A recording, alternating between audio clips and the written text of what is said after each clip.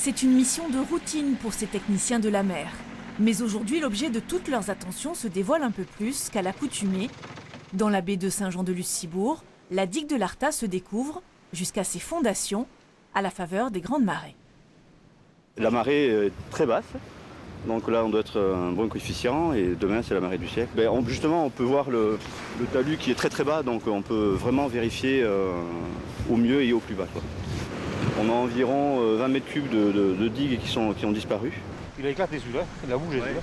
Alain veille sur cette digue depuis 32 ans, rien ne lui échappe. Cette inspection à marée très basse lui permet d'évaluer les travaux à venir. L'an dernier, pareil, on a eu un trou un peu plus loin. Et là, on y a mis quand même 36 mètres cubes de béton. Et là, c'était un gros chantier. Le problème, c'est que la faille était beaucoup plus longue sur la hauteur. Donc le coffrage est beaucoup plus délicat à mettre. Benoît, lui, a placé des capteurs à la base de la digue qu'il peut vérifier grâce à ce coefficient de marée de 110. Son labo à ciel ouvert mesure l'impact des vagues sur l'édifice. On s'attendait à des impacts beaucoup plus forts ponctuellement. On a des formes d'impact qui sont très semblables d'une vague à l'autre, donc ça c'est déjà très intéressant pour connaître un petit peu la dynamique de la vague. C'est anticiper pour mieux construire les ouvrages. La digue de l'Arta protège la baie depuis 1790. Alors les marées du siècle, elle en a déjà connu quelques-unes.